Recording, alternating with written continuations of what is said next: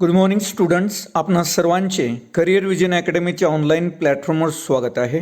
आज आपण आगामी सर्व प्रकारच्या स्पर्धा परीक्षांच्या अनुषंगाने वन लायनर करंट अफेअरचा भाग 28 अभ्यासणार आहोत. यामध्ये असतील महत्त्वाच्या चालू घडामोडी ज्या तुम्हाला आगामी सर्व प्रकारच्या स्पर्धा परीक्षांसाठी निश्चितच उपयुक्त ठरतील. या भागातला पहिला मुद्दा आपण अभ्यासणार आहोत, तो म्हणजे महाराष्ट्र राज्यात कैद्यांना स्मार्ट कार्ड फोन सुविधा उपलब्ध करून देण्याचा पहिला प्रयत्न येरवाडा मध्यवर्ती कारागृहात करण्यात आलेला आपल्याला पाहायला मिळतो. पुणे या ठिकाणी येरवाडा हे मध्यवर्ती कारागृह आहे आणि त्या कारागृहातील कैद्यांना प्रथमच स्मार्ट कार्ड फोन सुविधा उपलब्ध करून देण्याचा प्रयत्न केला गेला. पुढचा मुद्दा आपण पाहणार आहोत. गीग कामगारांना वेतन मिळावे यासाठी पाऊल उचलणारे देशातलं पहिलं राज्य म्हणजे झारखंड. स्विगी असो, झोमॅटो, ओला, उबेर, रॅपिडो कर्मचाऱ्यांना किमान वेतनाच्या कक्षेत समाविष्ट करण्याच्या दिशेनं उचललं गेलेलं हे पहिलं पाऊल आहे आणि त्यामध्ये झारखंड हे पहिलं राज्य ठरलेलं आहे देशातलं. पुढचा मुद्दा आपण पाहणार आहोत. अशा काही घटना ज्यांना 2023मध्ये 75 वर्ष पूर्ण झालेली आहेत. तर अशा घटना आपण पाहणार आहोत. तर ज्यांना 2023मध्ये 75 वर्ष पूर्ण झालेले आहे.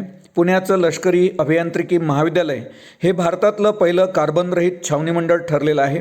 या महाविद्यालयाची स्थापना सन 1948मध्ये करण्यात आली होती आणि 2023मध्ये या महाविद्यालयाच्या स्थापनेला 75 वर्ष पूर्ण झालेली आहे आणि त्याच अनुषंगाने हे भारतातलं पहिलं कार्बनरहित छावणी मंडळ बनलेलं आहे, पुणा लष्करी अभियांत्रिकी महाविद्यालय. दुसरा मुद्दा की जागतिक आरोग्य संघटनेच्या स्थापनेला देखील 2023मध्ये 75 वर्ष पूर्ण झालेली आहे. जागतिक आरोग्य संघटनेची स्थापना 7 एप्रिल 1948मध्ये करण्यात आली होती. हेडक्वार्टर याचं जिनिव्हा स्वित्झर्लंड येथे आहे. पुढचा मुद्दा आपण पाहणार आहोत. मानवी हक्काचा जाहीरनामा हा 10 डिसेंबर 1948मध्ये प्रसिद्ध करण्यात आला होता. 2023मध्ये जागतिक मानवी हक्क जाहीरनाम्याला 75 वर्ष पूर्ण झालेली आहे. पुढचा मुद्दा आपण पाहणार आहोत. दार आयोगाचा भाषावार प्रांतरचनेच्या संदर्भातला जो अहवाल होता तो देखील 10 डिसेंबर 1948मध्ये सादर करण्यात आला होता. त्या घटनेला देखील 2023मध्ये 75 वर्ष पूर्ण झालेली आहे.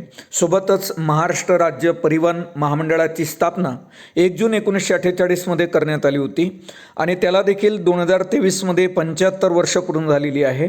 आणि महाराष्ट्रातली जी पहिली बस धावली होती ते पुणे ते अहमदनगर या रस्त्यावर 1 जून 1948.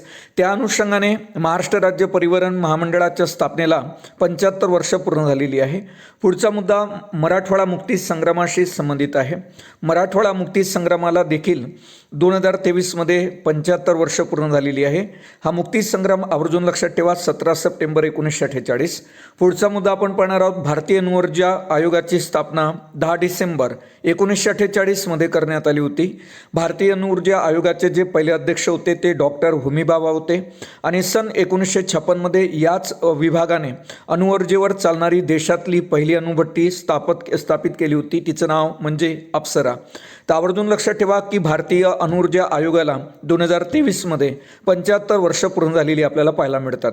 पुढचा मुद्दा आपण एका पुस्तकाच्या संदर्भात घेणार आहोत जे अलीकडे खूप जास्त चर्चेत होतं. त्या पुस्तकाचं नाव म्हणजे थ्रू द ब्रोकन ग्लास. या पुस्तकाचे जे लेखक आहेत ते म्हणजे लेखक म्हटल्यापेक्षा हे पुस्तक आत्मचरित्र आहे. आपल्या देशाचे जे 10वे मुख्य निवडणूक आयुक्त होते TN सेशन यांच्या जीवनावर आधारित असलेलं हे पुस्तक आहे थ्रू द ब्रोकन ग्लास, जे अलीकडे खूप जास्त चर्चेत होतं. आवर्जून लक्षात ठेवा की TN सेशन देशाचे कितवे मुख्य निवडणूक आयुक्त होते, तर 10वे, आणि त्यांचं हे आत्मचरित्र आहे थ्रू द ब्रोकन ग्लास. त्यांचं नाव आहे तिरुनेलाई नारायण अय्यर शेषन. 15 डिसेंबर 1932मध्ये त्यांचा जन्म आहे आणि त्यांचं निधन झालं 10 नोव्हेंबर 2019मध्ये. ते एक भारतीय नागरी सेवक आणि नोकरशाह होते ज्यांनी भारतीय प्रशासकीय सेवेत काम केले. मद्रास आणि केंद्र सरकारच्या विविध मंत्रालयामध्ये विविध पदावर काम केलेलं आपल्याला पाहायला मिळते. त्यांनी 1989मध्ये भारताचे 18वे कॅबिनेट सचिव म्हणून देखील काम पाहिलेलं दिसते आणि सोबतच त्यांना भारताचे 10वे मुख्य निवडणूक आयुक्त म्हणून त्यांनी 1990 पासून तर 1996पर्यंत काम केलेलं आहे आणि ते त्यांच्या निवडणूक सुधारणासाठी खूप जास्त ओळखले जातात.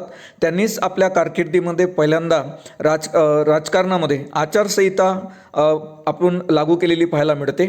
सोबतच त्यांनी आचारसंहिता 1996मध्ये लागू केलेली आहे, ही बाब लक्षात ठेवा.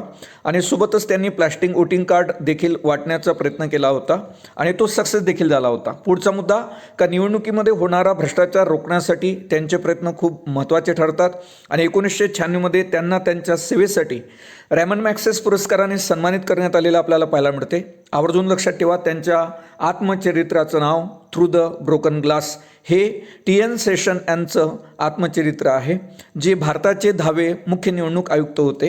पुढचा मुद्दा आपण घेणार आहोत, पीक फेरबदलाचे नमुने निर्देशांकाच्या स्वरूपात जाहीर करणारं देशातलं पहिलं राज्य म्हणजे तेलंगणा. पुढचा मुद्दा रामायणाशी संबंधित आहे. रामायणाशी संबंधित यात्रा ठिकाण जोडणारा रामायण परिक्रमा मार्ग प्रकल्प हा 2 देशांमधला आहे. एकतर भारत आणि नेपाळ या 2 देशांमधला रामायण परिक्रमा मार्ग प्रकल्प आहे, ही बाब आवर्जून लक्षात असू द्या. पुढचे काही मुद्दे आपण नेमणुकीशी संबंधित पाहणार आहोत. भारतीय अमेरिकी वंशाच्या उद्योजिका आपण पाहिलं शमीना सिंह यांची बायडेन सरकारने अलीकडे निर्यात परिषदेच्या प्रमुखपदी नियुक्ती केलेली आहे आणि शमीना या मास्टर कार्ड सेंटर फॉर इन्क्लेन्सिव्ह ग्रोथच्या देखील संस्थापक असलेल्या पाहायला मिळतात. पण या ठिकाणी आवर्जून मुद्दा लक्षात ठेवा की बायडेन सरकारने त्यांच्या देशातील म्हणजेच अमेरिकेतील निर्यात परिषदेच्या प्रमुखपदी कोणाची नियुक्ती केलेली आहे तर शमीना सिंह यांची, ज्या भारतीय अमेरिकी वंशाच्या उद्योजिका आहेत. पुढचा मुद्दा आपण अतिशय महत्त्वाचा घेणार आहोत, नेमणुकीच्या संदर्भातच आहे. अलीकडे टेबल टेनिस फेडरेशन ऑफ इंडियाच्या पहिल्या महिला अध्यक्षा म्हणून मेघना अहलावत यांची नेमणूक करण्यात आलेली आपल्याला पाहायला मिळते. हा देखील आगामी स्पर्धा परीक्षेच्या दृष्टिकोनातून खूप महत्त्वाचा मुद्दा आहे की अलीकडे टेबल टेनिस फेडरेशन ऑफ इंडियाच्या पहिल्या महिला अध्यक्ष म्हणून कोणाची नेमणूक करण्यात आली तर मेघना अहलावत यांची. पुढचा मुद्दा आपण पाहणार आहोत, CBIच्या संचालकपदी प्रवीण सूद यांची नियुक्ती करण्यात आलेली आहे. त्याआधी सुबोध कुमार जयस्वाल हे संचालक होते. प्रवीण सूद हे कर्नाटक कॅडरचे IAS अधिकारी आहेत.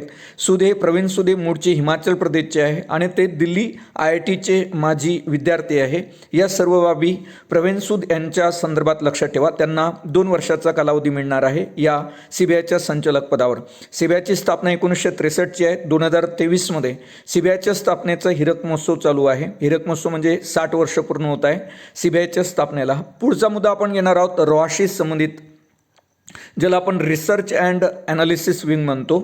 तर रॉच्या प्रमुखपदी तर आपण पाहिलं रवी सिंह यांची नियुक्ती करण्यात आलेली पाहायला मिळते. स्थापना झाली रॉची 21 सप्टेंबर 1968मध्ये. मुख्यालय नवी दिल्ली या ठिकाणी आहे. रॉ ही भारताची देशाबाहेर काम करणारी गुप्तचर संस्था आहे. इंदिरा गांधी व रामेश्वर नाथ काव यांनी रॉची सुरुवात भारतात केलेली आपल्याला पाहायला मिळते. आवर्जून लक्षात ठेवा की रॉच्या तर प्रमुखपदी रिसर्च अँड ॲनालिसिस विंगच्या प्रमुखपदी कोणाची नियुक्ती करण्यात आली तर रवी सिंह यांची. आणि आपण पाहिलं की रॉची स्थापना 21 सप्टेंबर 1968मध्ये झाली होती आणि हेडक्वार्टर त्याचं नवी दिल्ली या ठिकाणी आहे. पुढचा मुद्दा आपण पाहणार आहोत, साहित्य अकादमीच्या अध्यक्षपदी हिंदी साहित्यिक म्हणून माधव कौशिक यांची नियुक्ती करण्यात आलेली आहे. पुढचा मुद्दा आपण घेणार आहोत, न्यू CEO झालेले आहे ट्विटर या सोशल मीडियाच्या कंपनीच्या नवीन CEO म्हणजे लिंडा ॲकेरिनो या आहे. ही बाब आवर्जून लक्षात ठेवा. संगणक या IT आपल्याला आहे. इन्फॉर्मेशन टेक्नॉलॉजीच्या माध्यमातून हा मुद्दा येऊ शकतो की अलीकडे ट्विटर सोशल मीडिया कंपनीच्या CEO कोण बनलेले आहे तर ते आहे लिंडा ॲकेरिनो. पुढचा मुद्दा आपण घेणार आहोत का सियाचीनमध्ये तैनातीसाठी निवड होणाऱ्या पहिल्या महिला म्हणजे कॅप्टन शिवा चव्हाण या आहेत. सियाचीनमध्ये तैनातीसाठी निवड होणाऱ्या पहिल्या महिला कोण तर त्या म्हणजे कॅप्टन शिवा चव्हाण. पुढचा मुद्दा आपण घेणार आहोत नीती आयोगाच्या संदर्भात. नीती आयोगाचे चौथे CEO BVR सुब्रमण्यम हे आहेत. यांची नियुक्ती अलीकडे नीती आयोगाचे चौथे CEO म्हणून करण्यात आली. नीती आयोगाची स्थापना तुम्हाला माहीत आहे 1 जानेवारी 2015 रोजी नीती आयोगाची स्थापना झाली. पहिल्या ज्या CEO त्यांचं नाव आहे सिंधुश्री खुल्लर. नीती आयोग ही भारत सरकारची विकास धोरण ठरवणारी एक विचार ज्याला आपण थिंक टँक म्हणतो, तर ती एक थिंक टँक आहे. आणि आवर्जून लक्षात ठेवा की BVR सुब्रमण्यम हे नीती आयोगाचे कितवे CEO आहेत, तर ते 4थे CEO आहेत. पुढचा मुद्दा आपण पाहणार आहोत. 25 जुलै 2023 रोजी मुंबई उच्च न्यायालयाचे मुख्य न्यायमूर्ती म्हणून कुणाची नियुक्ती करण्यात आली, तर न्यायमूर्ती देवेंद्र कुमार उपाध्याय यांची मुंबई उच्च न्यायालयाचे मुख्य न्यायमूर्ती म्हणून नियुक्ती करण्यात आलेली आपल्याला पाहायला मिळते. पुढचा मुद्दा राष्ट्रीय मानवी हक्क आयोगाच्या संदर्भात आहे. राष्ट्रीय मानवी हक्क आयोगाच्या अध्यक्षपदी अरुण कुमार मिश्रा यांची नियुक्ती करण्यात आली. पुढचा मुद्दा आपण पाहणार आहोत. ब्ल्यू पॅन्सी, तर पॅन्सी फुलपाखराला राज्य फुलपाखरू म्हणून दर्जा देणारं देशातलं पहिलं राज्य कोणतं, तर ते म्हणजे जम्मू काश्मीर. तर ब्ल्यू पॅन्सी हे फुलपाखरू कोणत्या राज्याचं राज्य फुलपाखरू आहे, तर जम्मू काश्मीर. पुढं चला आपण पाहत आहोत. बेकायदेशीर ड्रगची वाहतूक रोखण्यासाठी भारत आणि अमेरिकेने ऑपरेशन बॉर्डर स्वॉर्ड राबवले. ही बाब आवर्जून लक्षात ठेवा की कोणत्या देशासोबत भारत सरकारने बेकायदेशीर ड्रगची वाहतूक रोखण्यासाठी ऑपरेशन बॉर्डर स्वॉर्ड राबवलेले आहेत, तर ते म्हणजे भारत आणि अमेरिका यांचा तो संयुक्त उपक्रम आहे ऑपरेशन बॉर्डर स्वॉर्ड. पुढचा मुद्दा आपण पाहणार आहोत. मुंबईतील शिवडी ते नावासेवा या प्रस्तावित ट्रान्स हार्बर लिंक या पुलला कोणाचं नाव देण्यात आलं, तर अटल बिहारी वाजपेयी माजी पंतप्रधान यांचं नाव देण्याचा निर्णय महाराष्ट्र राज्य सरकारने घेतलेला आहे.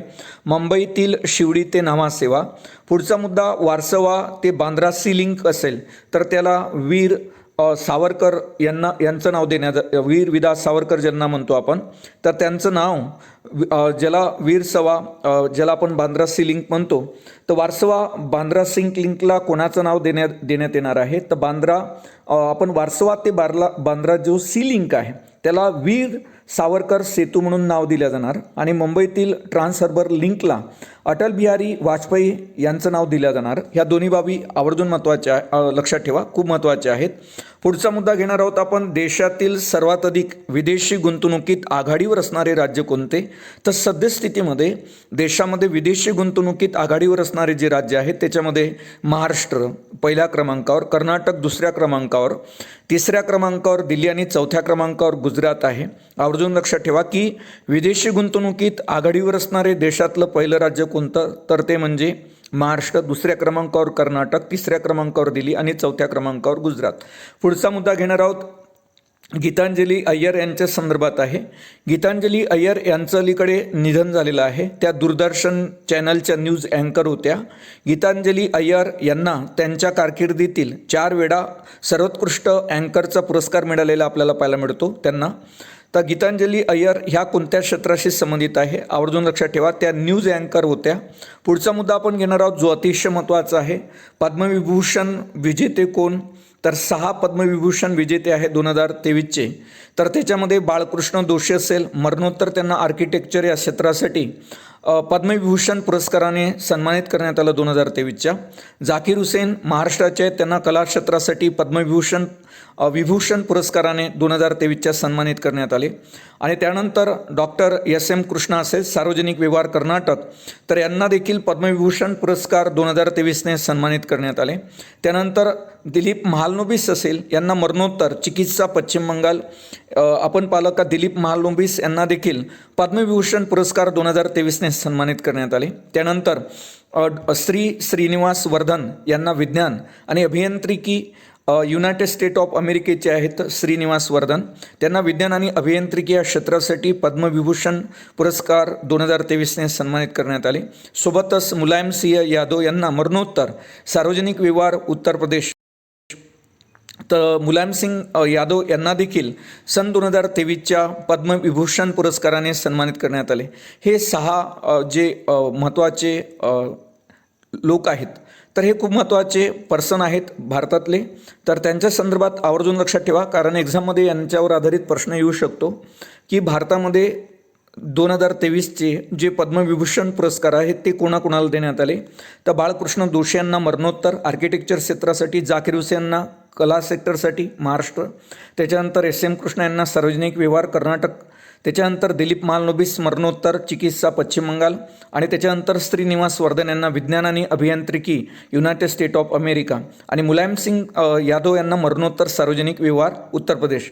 या संदर्भात तुम्हाला त्यांचं क्षेत्र विचारलं जाऊ शकते. आवर्जून लक्षात ठेवा का जे श्रीनिवास वर्धन आहे ते विज्ञान आणि अभियांत्रिकी सेक्टरसाठी आहे, दिलीप महालनोबिस हे चिकित्सा सेक्टरसाठी आहेत, MS आपण पाहिलं SM कृष्ण हे सार्वजनिक व्यवहार या क्षेत्राशी संबंधित आहे, जाकीर हुसेन कला सेक्टरशी संबंधित आहे आणि बाळकृष्ण दोषी हे आर्किटेक्चर सेक्टरशी संबंधित आहे आणि मुलायम सिंग यादव जर पाहिलं आपण तर ते सार्वजनिक व्यवहार या सेक्टरशी संबंधित आहे. अशा पद्धतीने 2023चे पद्मविभूषण पुरस्कार आहेत. आता आपण पुढचा मुद्दा पाहणार आहोत.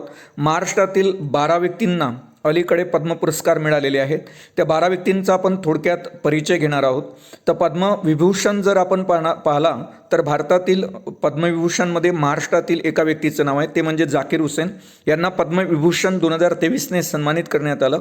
त्यानंतर 3 व्यक्तींना पद्मभूषण पुरस्काराने सन्मानित करण्यात आले.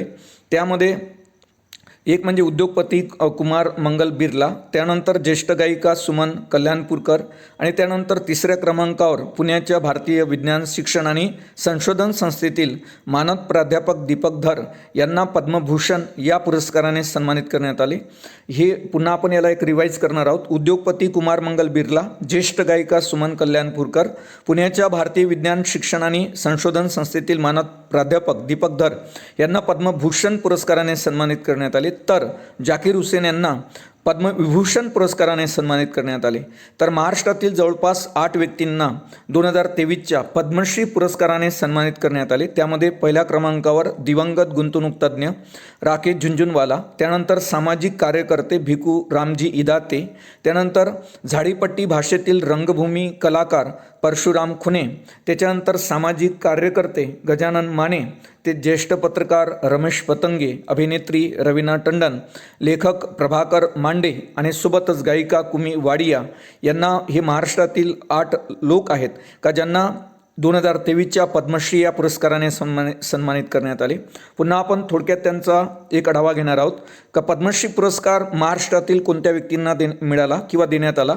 तर दिवंगत गुंतवणूक तज्ज्ञ राकेश झुंझुनवाला यांना 2023च्या पद्मश्री पुरस्काराने सन्मानित करण्यात आले. सामाजिक कार्यकर्ते भिकू रामजी इदाते यांना देखील पद्मश्री पुरस्काराने सन्मानित करण्यात आले. 3ऱ्या क्रमांकावर झाडीपट्टीतील भाषेतील रंगभूमी कलाकार परशुराम खुने यांना देखील 2023च्या पद्मश्री पुरस्काराने सन्मानित करण्यात आले. सोबतच सामाजिक कार्यकर्ते गजानन माने यांना देखील 2023च्या पद्मश्री पुरस्काराने सन्मानित करण्यात आले. त्यानंतर ज्येष्ठ पत्रकार रमेश पतंगे यांना देखील 2023च्या पद्मश्री पुरस्काराने सन्मानित करण्यात आले. सोबतच रवीना टंडन, अभिनेत्री रवीना टंडन, लेखक प्रभाकर मांडे आणि गायिका कुमू वाडिया यांना देखील 2023च्या पद्मश्री पुरस्काराने सन्मानित करण्यात आलेलं आपल्याला पाहायला मिळते. पुढचा मुद्दा आपण घेणार आहोत राष्ट्रीय भरडधान्य संशोधन संस्थेशी संबंधित. तर ही संस्था राष्ट्रीय भरडधान्य संशोधन संस्था ही हैदराबादला आहे आणि तुम्हाला माहीत असेल संयुक्त राष्ट्र संघातर्फे 2023 हे वर्ष आंतरराष्ट्रीय भरडधान्य वर्ष म्हणून साजरं केलं जाणार आहे. त्या अनुषंगाने हा मुद्दा आवर्जून लक्षात ठेवा की भारतामध्ये राष्ट्रीय भरडधान्य संशोधन संस्था कुठे आहे तर हैदराबाद. आणि भारताने 2018मध्ये 2023 हे वर्ष आंतरराष्ट्रीय भरडधान्य वर्ष म्हणून साजरं करावं असा एक प्रस्ताव मांडला होता युनोमध्ये. त्या अनुषंगाने युनोने 2023 हे वर्ष आंतरराष्ट्रीय भरडधान्य वर्ष म्हणून साजरं करत आहे किंवा केलेलं आहे. तर आवर्जून लक्षात ठेवा राष्ट्रीय भरडधान्य संशोधन संस्था कुठे आहेत तर हैदराबादला. पुढचा मुद्दा आपण घेणार आहोत जो अतिशय महत्त्वाचा आहे आगामी स्पर्धा परीक्षेच्या दृष्टिकोनातून. तंबाखूजन्य पदार्थाच्या प्रसारावर नियंत्रण ठेवण्यात यश मिळवल्याबद्दल बंगळुरू शहराला 2023च्या पार्टनरशिप ऑफ हेल्दी पुरस्काराने सन्मानित करण्यात आले आहे. ही बाब आवर्जून लक्षात ठेवा की भारतातील असं कोणतं शहर आहे का ज्या शहराला पार्टनरशिप ऑफ हेल्दी पुरस्काराने सन्मानित करण्यात आलं तर तंबाखूजन्य पदार्थाच्या प्रसारावर नियंत्रण ठेवण्यात यश मिळवल्याबद्दल. तर ते शहर म्हणजे बंगळुरू कर्नाटकमधले. पुढचा मुद्दा आपण घेणार आहोत 41व्या लोकमान्य टिळक राष्ट्रीय पुरस्काराच्या संदर्भात. प्रधानमंत्री नरेंद्र मोदी यांना 41वा लोकमान्य टिळक राष्ट्रीय पुरस्कार प्रदान करण्यात आला. 1 ऑगस्ट 2023 रोजी लोकमान्य टिळक यांच्या 103व्या पुण्यतिथीनिमित्त पुण्यात लोकमान्य टिळक महाराष्ट्र विद्यापीठाच्या प्रांगणात झालेल्या सोहळ्यात लोकमान्य टिळक यांचे वंशज जे आहे दीपक टिळक यांच्या हस्ते नरेंद्र मोदींना म्हणजे आपल्या देशाच्या पंतप्रधानांना 41वा लोकमान्य टिळक राष्ट्रीय पुरस्कार देऊन सन्मानित करण्यात आले. लोकमान्य टिळक राष्ट्रीय पुरस्काराच्या विषयी थोडक्यात आपण माहिती बघणार आहोत. लोकमान्य टिळकांच्या वर्षाचा गौरव करण्यासाठी टिळक स्मारक मंदिर ट्रस्टने 1983 या पुरस्काराची स्थापना केलेली आपल्याला पाहायला मिळते. आणि स्वरूप जर पाहिलं तर सन्मानपत्र 1,00,000 रुपयाचा धनादेश. अलीकडे तर आपण पाहिलं तर आपल्याला असं पाहायला मिळते का 2023 41वा जो लोकमान्य राष्ट्रीय टिळक पुरस्कार आहे तो पंतप्रधान नरेंद्र मोदी यांना देण्यात आला. तर 2022चा टी.सी. थॉमस आणि 2021 सायरस पुनावाला यांना देण्यात आला होता आणि 2020चा सोनम वांगचुक यांना देण्यात आला होता. आवर्जून लक्षात ठेवा का 41वा लोकमान्य टिळक राष्ट्रीय पुरस्कार कोणाला देण्यात आला तर नरेंद्र मोदी यांना, आणि 2022चा टी.सी. थॉमस यांना, 2021चा सायरस पुनावाला यांना आणि 2020चा सोनम वांगचुक यांना देण्यात आलेलं आपल्याला पाहायला मिळते. आता आपण बघणार आहोत एक यशस्वी चाचणी अग्निप्राईमची. क्षेपणास्त्राच्या विषयी माहिती घेणार आहोत जी अतिशय महत्त्वाची आहे.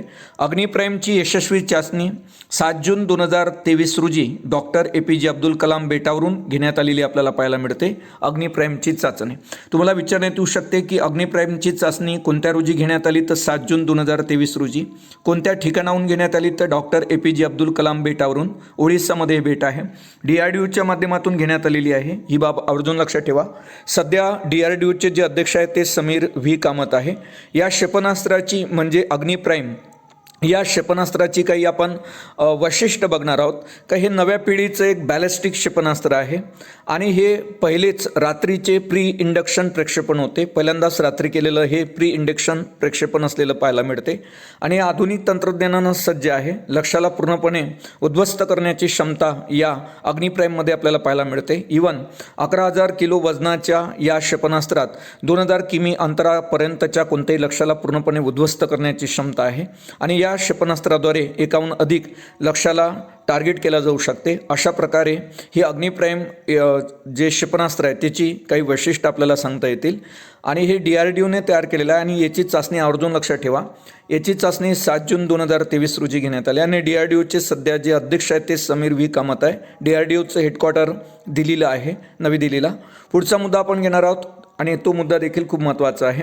2023ची 26वी राष्ट्रीय ई-गव्हर्नन्स परिषद कुठे आयोजित करण्यात आली होती तर असे प्रश्न आयोग नेहमी विचारत असतो. कारण या अगोदर देखील कंबाईनमध्ये विचारण्यात आला होता की 25वी राष्ट्रीय गव्हर्नन्स परिषद कुठे आयोजित करण्यात आली होती तर ती कटरा जम्मू काश्मीर या ठिकाणी. 2023ची 26वी राष्ट्रीय गव्हर्नन्स परिषद इंदोर मध्य प्रदेश या ठिकाणी आयोजित करण्यात आली होती. 25 डिसेंबर हा राष्ट्रीय ई-गव्हर्नन्स डे असतो. ही बाब आवर्जून लक्षात ठेवा.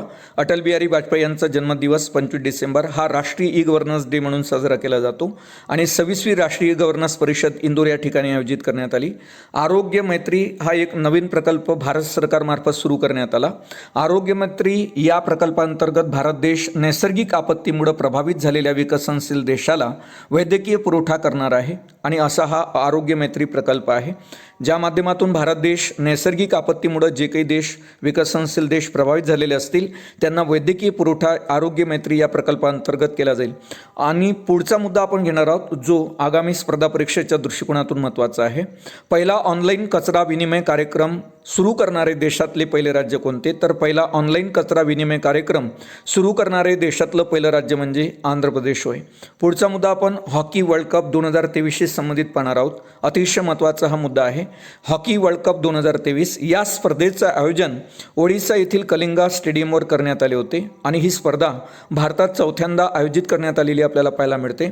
या स्पर्धेचा जो विजेता देश आहे तो म्हणजे जर्मनी आणि उपविजेता जो देश आहे तो म्हणजे बेल्जियम हा उपविजेता देश आहे. या स्पर्धेमध्ये 16 संघ शुभंकर ओली होता. भारताने ही स्पर्धा 1975 प्रथमच आयोजित केलेली होती आणि भारताने 2023 चौथ्यांदा हॉकी वर्ल्ड कपचं आयोजन केलेलं आपल्याला पाहायला मिळते ओडिशा कलिंगा स्टेडियमवर आणि ही भारतातील चौथी हॉकी वर्ल्ड कप स्पर्धा होती. या स्पर्धेचा विजेता देश आवर्जून लक्षात ठेवा जर्मनी आणि उपविजेता देश म्हणजे बेल्जियम.